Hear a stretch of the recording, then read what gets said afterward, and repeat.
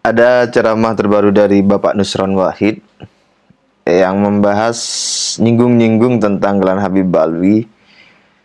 Selengkapnya pada bagian yang saya maksud adalah seperti ini. Sundene wong Colo, Mbah Sunan. Pundene wong Demak, Sunan Kalijogo. Sundene wong Jeporo, Ratu Kalinyamatan, Sultan Hadirin. Pundene wong Pati, Pangeran Praglopati. Pundene Kota Mekah niku Bani Hashim. Ning Indonesia bertebaran Bani Hashim. Sinten niku Bani Hashimnya? Saadah Ba'alwi, para sayyid, para habaib.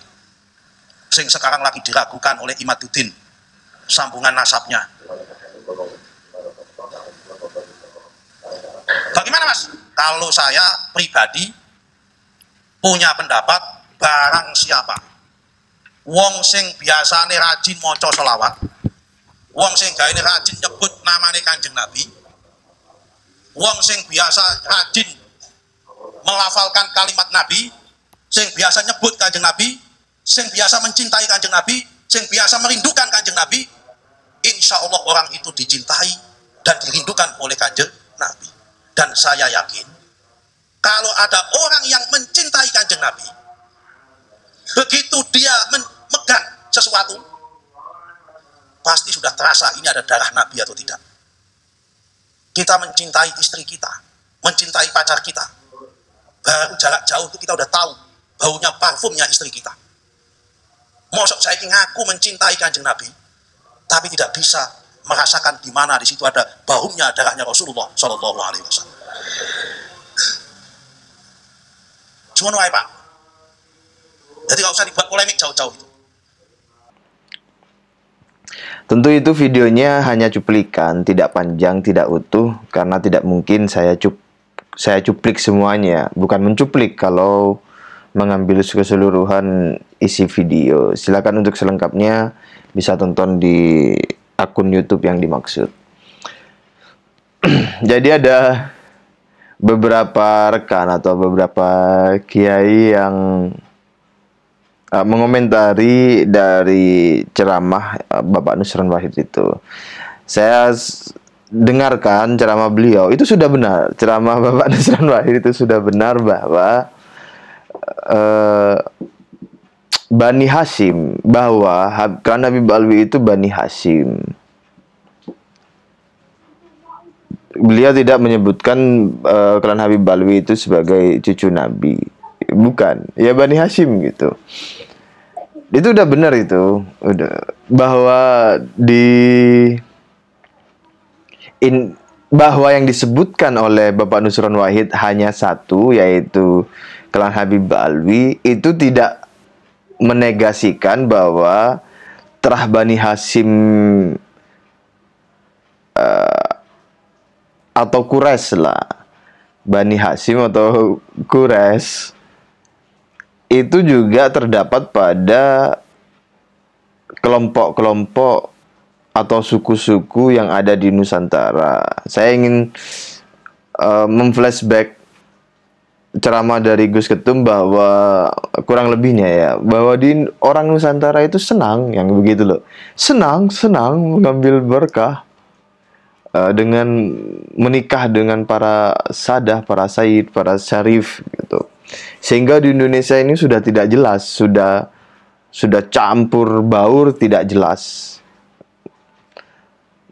Tapi saya husnudon semua yang hadir di ruangan ini, yang begitu loh, yang ceramah Gus Ketum begitu, adalah min nutfah nubuwah Bani Quraisy, mim Bani Quraisy gitu ya. Apalagi orang Madura ya, gitu. Nah, Nusron Wahid itu, Bapak Nusron Wahid itu tidak menyebutkan Klan Habib Alwi sebagai cucu Nabi. Kalau Bani Hashim atau Quraisy itu kan lebih luas lagi, tapi tidak seluruh Bani Hashim itu cucu Nabi, dan tidak semua yang Quraisy itu juga cucu Nabi. Kan begitu, dia lebih global, lebih besar cakupannya. Nah, kemudian dan poin-poin lainnya ya, tidak saya ulangi lagi biar tidak redundan. Nah, di sini saya mau sekalian merespon dari beberapa isu, termasuk sekaligus merespon dari ceramah dari Bapak Nusron Wahid itu. Nah, banyak yang di luar sana tuh ada narasi bahwa kiai-kiai NU zaman dahulu bisa mencium dan merasakan darah Nabi Muhammad SAW gitu. Kalimat itu kemudian digunakan untuk mengarahkan pikiran dan keyakinan pendengarnya bahwa benar Habib adalah cucu Nabi dan Habib memiliki bau khas cucu Nabi, dan bahwa kiai-kiai NU zaman dahulu pasti benar karena mereka orang yang soleh dan orang yang alim, kira-kira begitu ya. Nah, statement itu juga bisa kita uji. Yang pertama, yang dimaksud kiai-kiai yang bisa nyiumin bau darahnya Nabi itu siapa? Sebutkan. Dan mana buktinya bahwa cerita itu benar dan valid?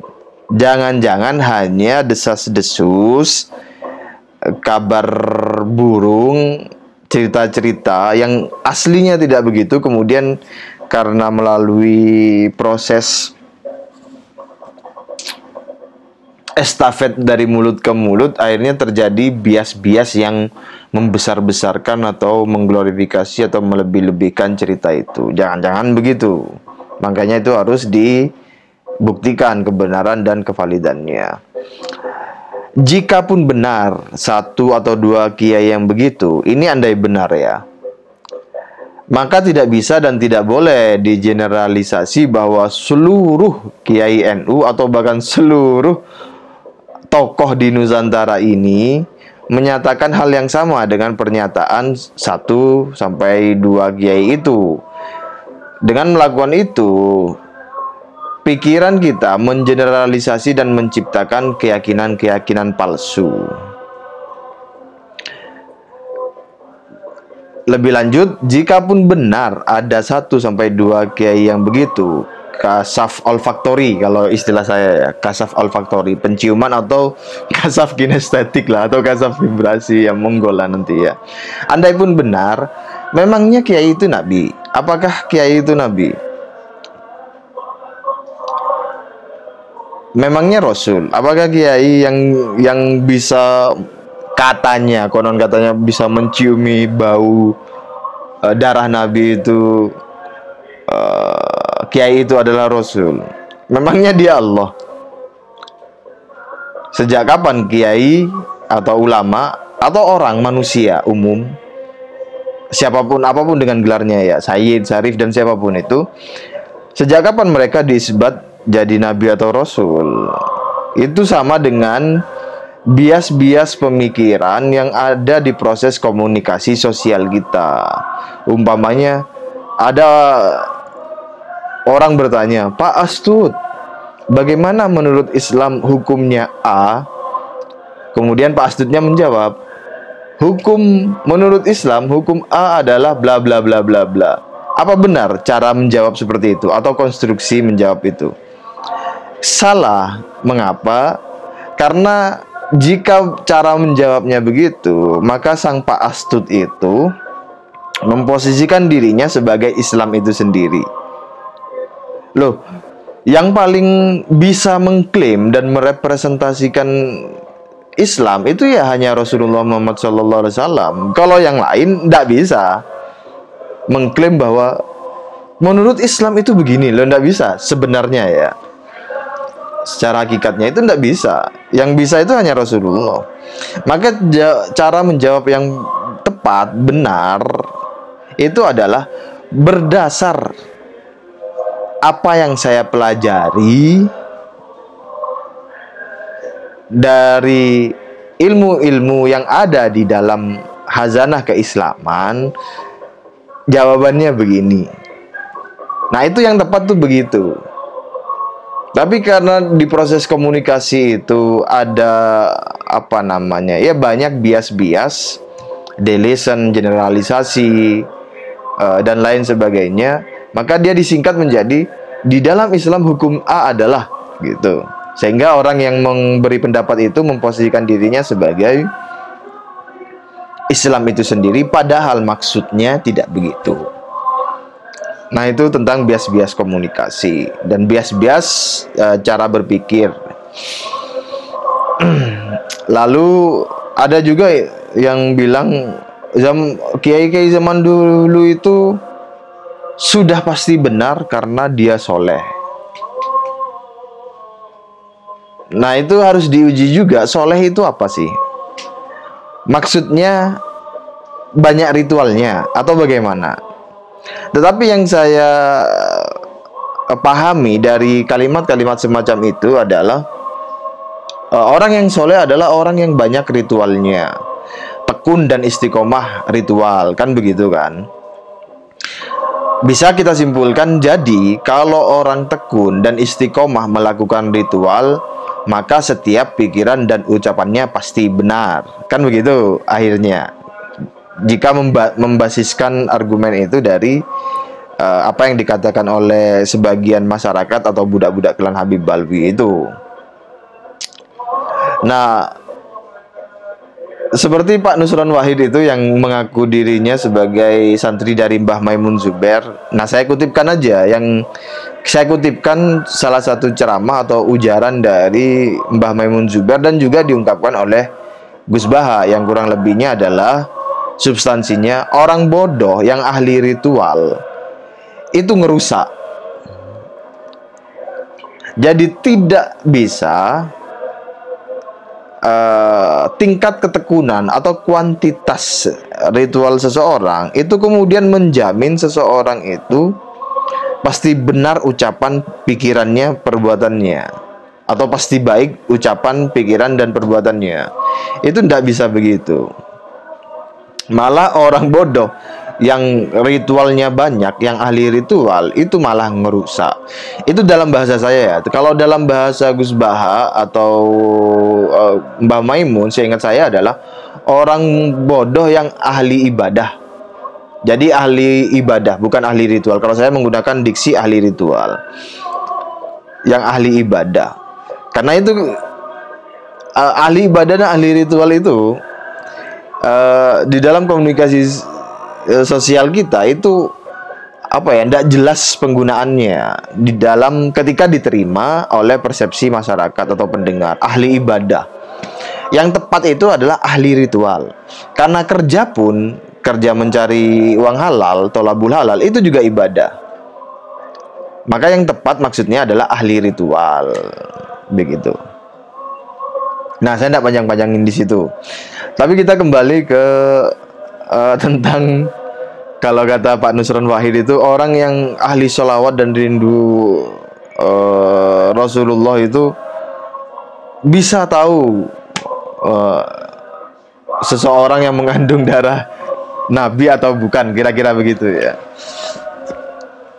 Meskipun itu di dalam konstruksi ceramahnya Pak Nusron Wahid itu tidak merujuk kepada klan Habib Balwi.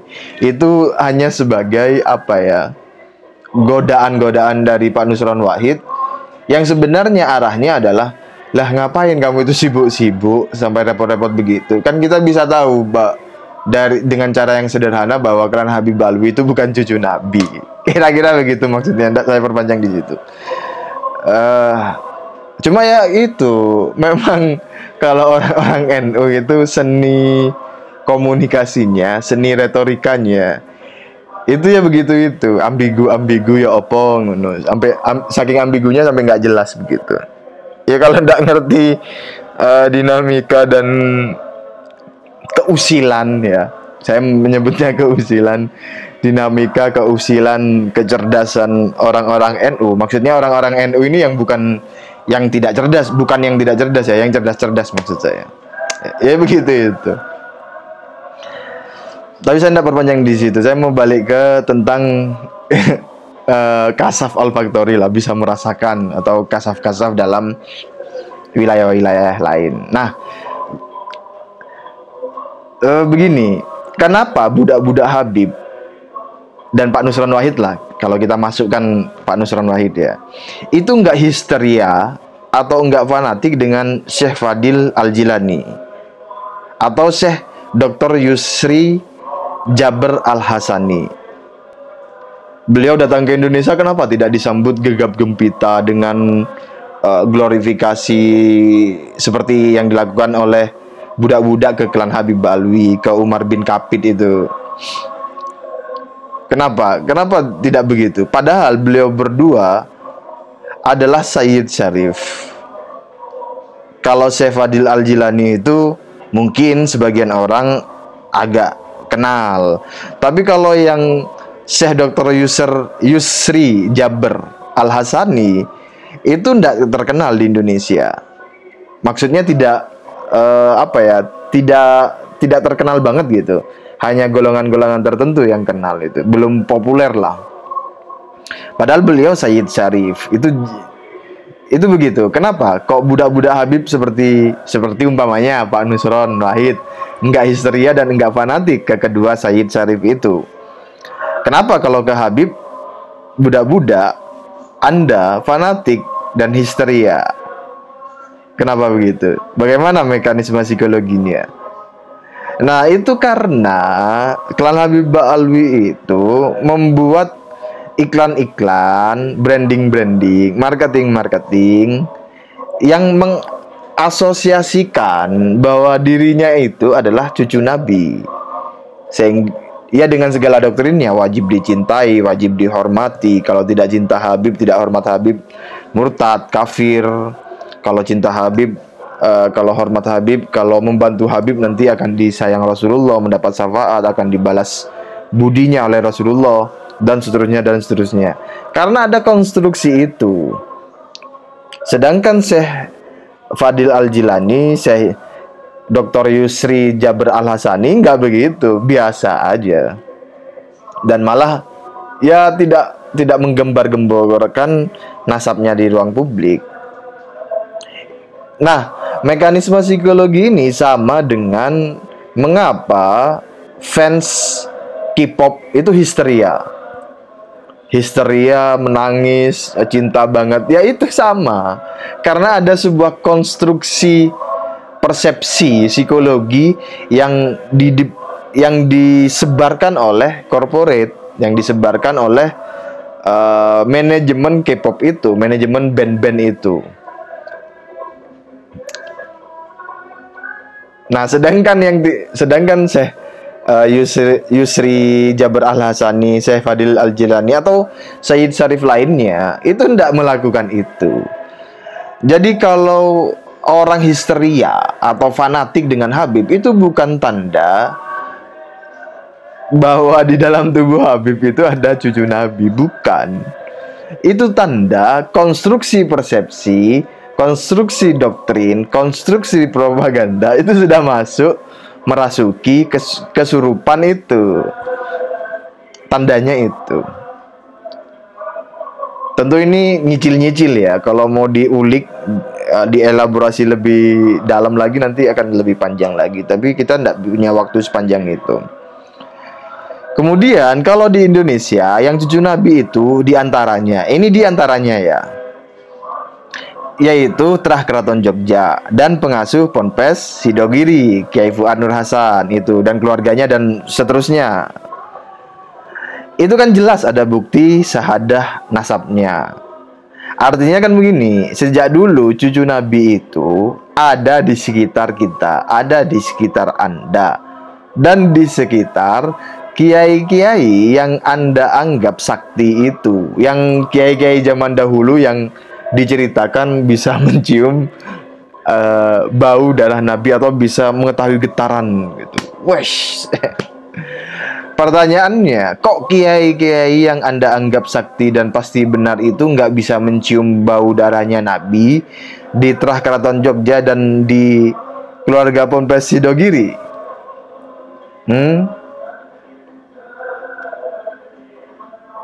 Di Aceh misalnya, itu kan banyak juga. Kenapa Anda bisa mencium, wah ini ada darah Nabi ini? Nah, itu hanya yang saya sebutkan ini hanya beberapa elemen-elemen. Sebagaimana yang kita ketahui, itu sudah banyak dari dulu sebenarnya kiai-kiai dan tokoh-tokoh yang mengatakan bahwa Trah Wali Songo itu banyak sekali di Indonesia. Contohnya yang paling mudah untuk diidentifikasi yang mengaku ya, itu Jenderal Dudung Abdurrahman. itu kenapa Jenderal Dudung Abdurrahman tidak Anda histeriskan atau tidak Anda fanatikkan sikap Anda kepada beliau. Beliau kan terah Banten, terah Sunan Gunung Jati. Menurut pengakuan beliau ya.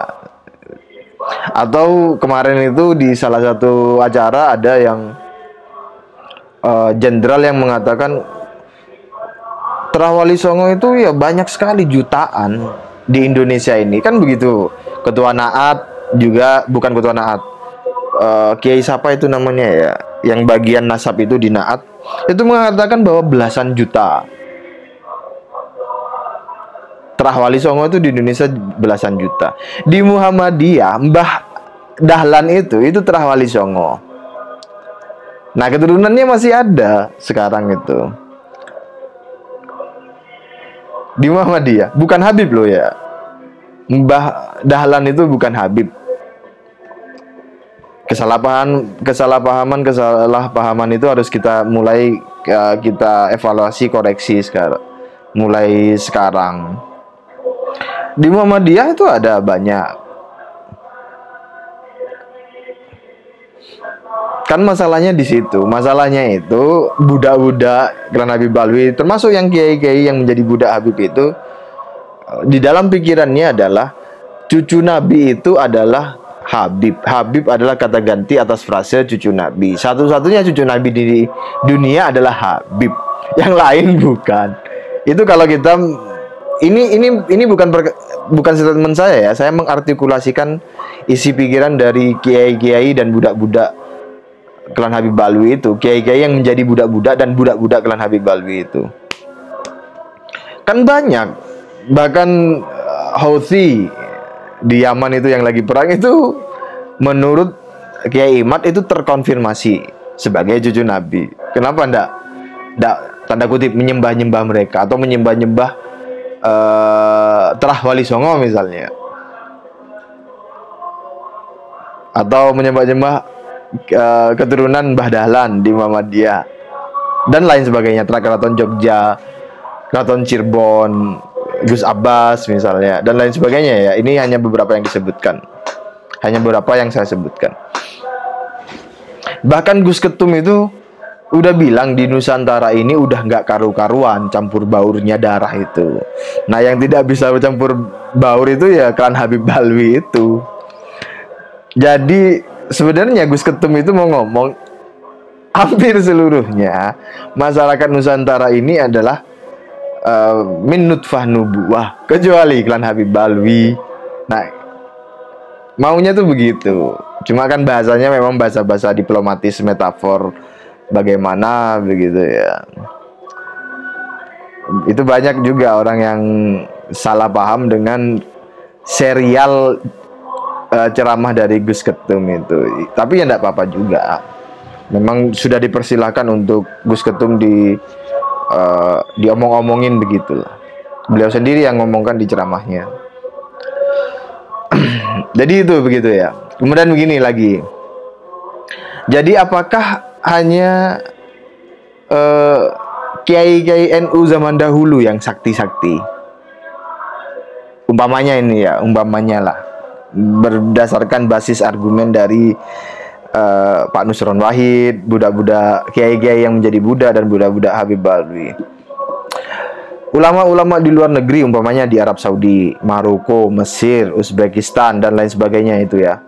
Kok nggak ada ulama-ulama di sana yang ribut bisa menciumi bau Habib karena di dalam tubuh Habib mengalir darah Nabi? Misalnya di Iran atau di Irak. Kenapa nggak ada begitu? Mana ada di Arab Saudi ada yang begitu-begitu? Mana di Maroko, Mesir, Uzbekistan, Iran, Irak misalnya, dan negara-negara lain yang begitu? Oh, ini cucu Nabi. Karena mengapa? Karena saya bisa mencium.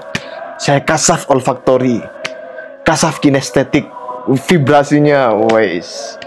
Kenapa tidak ada yang begitu? Makanya kalau saya ini saya sudah omongin ini, ajarkan ini ke keluarga saya sendiri dan orang-orang yang belajar ke saya. Nggak usah sok ajaib-ajaiban. Nah, kalau bahasa Gus Baha, wes dah, nggak usah pengen keramatan, nggak usah sok keramat gitu. Kalau saya tuh nggak usah sok ajaib-ajaiban, nggak usah sok sakti-saktian gitu. Banyak salahnya. Kalau masih tidak percaya, nah ayo pembuktian aja bahwa siapa Kiai NU sekarang yang paling dianggap sakti, paling dianggap alim, paling dianggap soleh, paling dianggap kasaf, paling dianggap wali, yang bisa mencium bau khas cucu Nabi. Lalu gimana? Lalu bawa dia ke Arab Saudi, ke Maroko, Uzbekistan, Irak, Iran misalnya, atau negara lain. Bawa ke tengah keramaian orang, misalnya pasar, mall, atau alun-alun yang di sana. Lalu minta beliau tunjukin mana yang cucu Nabi atau yang bukan cucu Nabi, hanya dengan mengandalkan insting, intuisi, indera penciuman, atau getaran kinestetik atau vibrasi. Atau ke Jordan lah. Jadi gini, kayak itu loh, kalau di dulu itu loh, apa namanya, pemburu hantu. Wah, ini cucu Nabi ini bukan cucu Nabi. Lalu verifikasi benar apa enggak. Nah, bahkan kayak misalnya Kiai Hamid Pasuruan yang selama ini dijadikan senjata ya oleh Klan Habib Alwi dan budak-budaknya, bahwa beliau itu bisa menciumi bau Sayyid, bau Habib, bau Sayyid, katanya begitu, katanya. Lah kenapa dirinya sendiri tidak bisa menciumi dirinya sendiri? Kenapa tidak bisa menciumi baunya darah Nabi di Kiai Hasan Genggong dan keturunannya? Kenapa tidak ada cerita beliau bisa menciumi bau darah Nabi di Trah Ponpes Sidogiri? Kenapa tidak ada cerita itu? Jangan-jangan ini jangan-jangan ya, yang mencolok perbedaannya itu hanya Klan Habib Alwi. Kemudian karena beliau itu termasuki oleh konstruksi persepsi, konstruksi marketing, branding yang mengasosiasikan bahwa Balwi ini cucu Nabi, maka itulah biasnya. Yang lain itu cucu Nabi semua, aslinya, anggap aja begitu ya. Bahkan dirinya sendiri, kok sama semua baunya ya. Yang baunya beda ini cuma ini, Klan Habib Balwi. Lalu terasosiasikan dengan konstruksi pikiran bahwa Balwi itu cucu Nabi. Akhirnya beliau menyimpulkan, oh ini Balwi itu cucu Nabi dan baunya seperti ini. Lah padahal yang benar adalah yang baunya familiar itulah yang cucu Nabi, termasuk dirinya sendiri. Yang tidak familiar itu cucu Yuya. Nah, itu bisa begitu. Secara bias psikologi. Kan banyak angan-angan yang begitu itu yang keliru mengidentifikasi, keliru menyimpulkan. Niatnya sih baik. Kalau niatnya tidak saya ragukan, niatnya baik. Tapi di dalam hal-hal yang seperti itu yang tidak ada pembuktiannya, itu bisa saja dan kemungkinan besar keliru. Kenapa? Karena ada intervensi konstruksi sosial, konstruksi psikologis yang masuk ke dalam pikirannya dan kecenderungannya. Nah, kira-kira begitu. Kawan-kawan kita perpanjang dan berdetail lagi. Terima kasih. Assalamualaikum warahmatullahi wabarakatuh.